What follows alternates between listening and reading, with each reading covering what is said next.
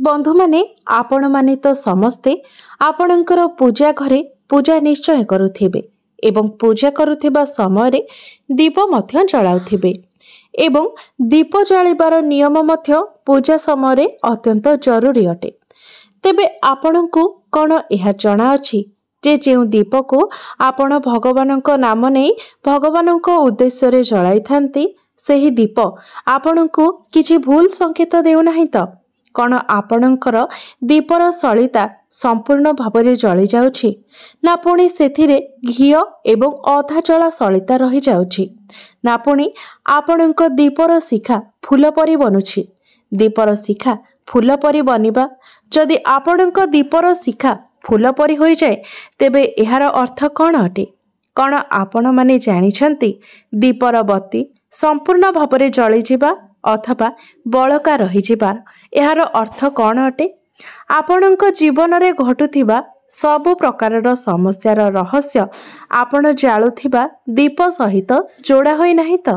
कौन आपण प्रथमरु जली सारिथिबा दीपरे पुणी दीप जाळुछंती कि?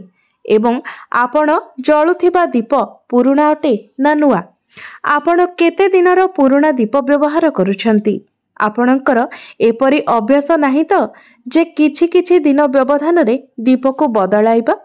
तेबे बंधु माने आपण जानिले आश्चर्य होई जिबे जे मंदिरर दीप जलाइबा समय जदि आपण किछि भूल करूछंती तेबे एहार परिणाम आपणଙ୍କୁ ही भोग करिबाको पड़िथाए एवं दीपर सलिता संपूर्ण जली जिबा किंबा किछि बळका रही जिबा मध्य भिन्न भिन्न संकेत देइथाए जहाकु जानिबा अत्यंत जरूरी अटे।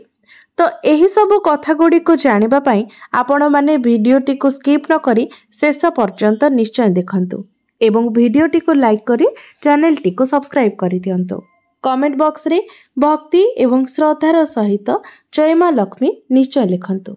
तो बंधु माने आमे माने तो पूजा करि थाउ बेले बेले आमर पूजा दीप लिभि जाई थाए एवं केबे केबे एपरि होई थाए जे आमे पूजा सारिबा परे दीप को भगवानक सामने रे जळुथिबा अवस्था रे ही छाड़ी देई थाउ परंतु किछि समय परे देखि थाउ जे दीप आपे आपे लिभि जाई थाए एवं सेथिरे अधा जला सलिता एवं घिओ मध्य बाकी रही जाई थाए एवं केबे केबे तो दीप संपूर्ण जली जाई थाए एवं सेथिरे फूल बनि जाई थाए।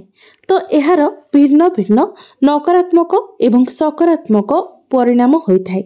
तेबे सबुठारु प्रथमे एहा जानिबा कि जदि आमर दीपरे फूल बनि जाउछि तेबे एहार सीधा अर्थ कौन अटे?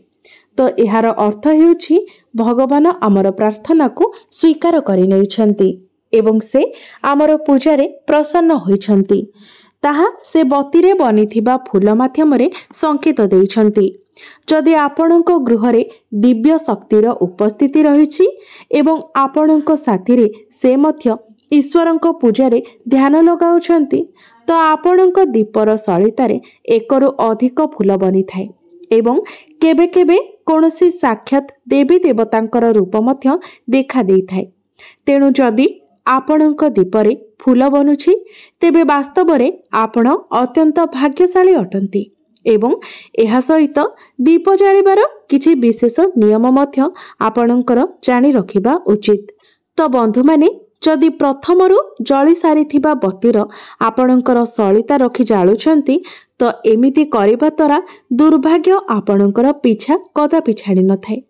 जदि दीपरे प्रथमरु जली सारिथिबा सलितारे पाउस किंबा सलिता बाकी रहिछि एवं आपण से सबु को सफा न करी ता उपरे सलिता रखी दीप जलाउछंती तेबे एपरि करिबा द्वारा भगवान आपणक उपरे प्रसन्न हेबा परिवर्ते आपणक ठारे रुष्ट होइथांती नाराज होई जाइथांती एवं आपणଙ୍କୁ एहार बहुत भयानक परिणाम देखिबाको मिलिथाए।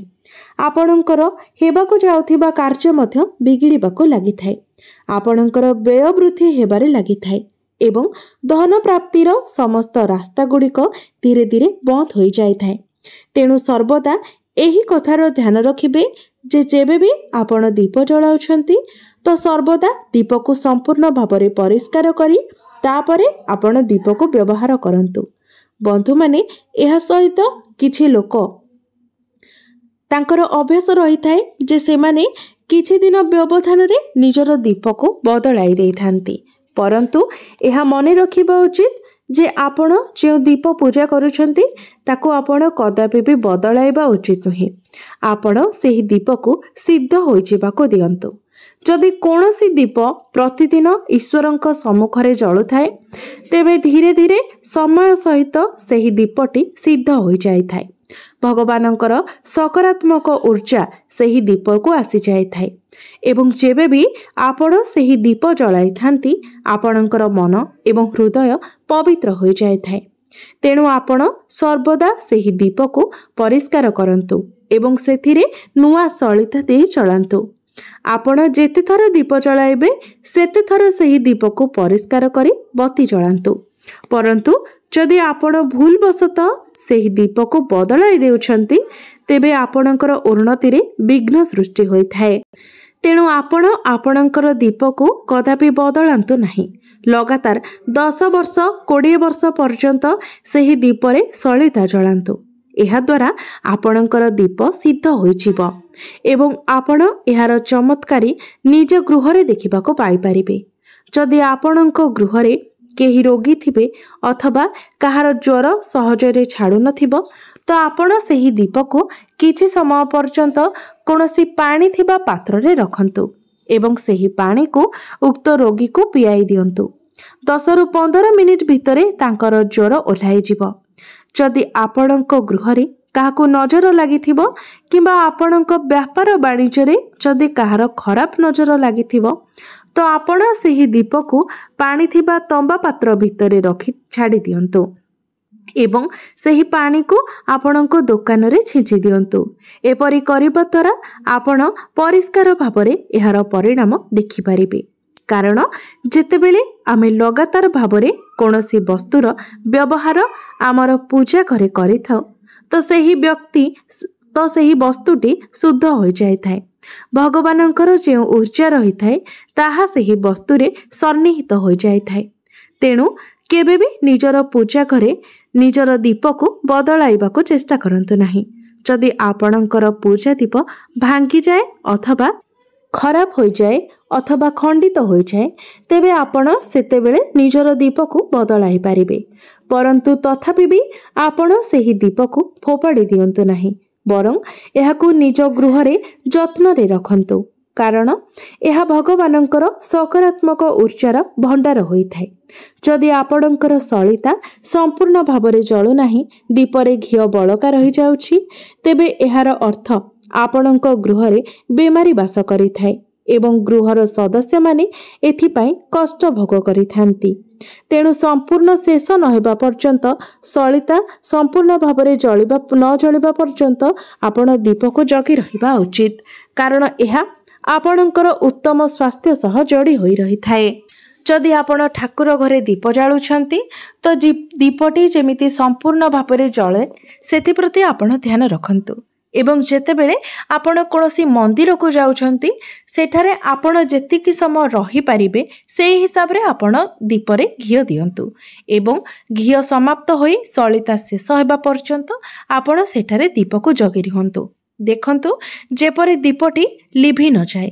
कारण जदि दीप अधारु लिभि जाए तेबे एहा बहुत अधिक अशुभ संकेत प्रदान करिथाए। तेणु जदि भूले भी केबे दीप अधारु लिभि जाउची तो तुरंत आपण ईश्वरंक निकटरे क्षमा प्रार्थना करंतु एवं पुनर्बार से दीपटी को प्रज्वलन करंतु। तेबे मने रखिबे आउ गोटे गुरुत्वपूर्ण कथा हेउची जहाँकि प्राय अनेक व्यक्ति भूल करिथांती तो गोटे दीपरु आउ गोटे दीप को जलाइबा जहाँकि संपूर्ण भावरे अनुचित अटे। आपण जेबे भी दीप जलाउछंती तो सबु बेले आपण गोटे दीप ही जलांतु तापरे हाथ धोई आउ गोटे दीप जलांतु।